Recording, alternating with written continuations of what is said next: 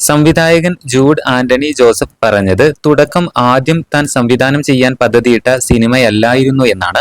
2018 ശേഷം മറ്റു ചില പ്രോജക്റ്റുകളാണ് ആദ്യം ആലോചിച്ചിരുന്നത്. പിന്നീട് സാഹചര്യങ്ങൾ മാറിയതോടെയാണ് തുടക്കം ഏറ്റെടുത്തതെന്നും അദ്ദേഹം പറഞ്ഞിട്ടുണ്ട്. ചിത്രം വിസ്മയ മോഹൻലാലിന്റെ അഭിനയ അരങ്ങേറ്റമാണ്. അതുകൊണ്ട് തന്നെ ഈ കാരണം കൊണ്ട് സിനിമയ്ക്ക് വലിയ ശ്രദ്ധയാണ് ഇപ്പോൾ ലഭിക്കുന്നത്.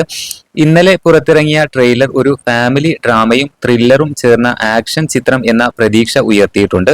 ചിത്രത്തിന്റെ വേൾഡ് വൈഡ് റിലീസ് ഈ ആഴ്ചയാണ്.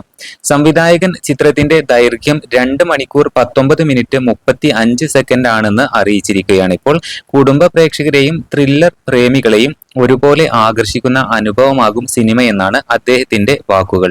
ചുരുക്കത്തിൽ പറയുകയാണെങ്കിൽ തുടക്കം ഇപ്പോൾ റിലീസിന് മുന്നോടിയായി വലിയ ചർച്ചയിലുള്ള മലയാള ചിത്രങ്ങളിൽ ഒന്നായി മാറിയിരിക്കുകയാണ്.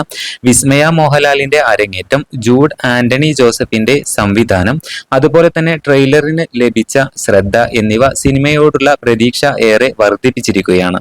പുതിയ അപ്ഡേറ്റുകൾക്കായി കാത്തിരിക്കാം.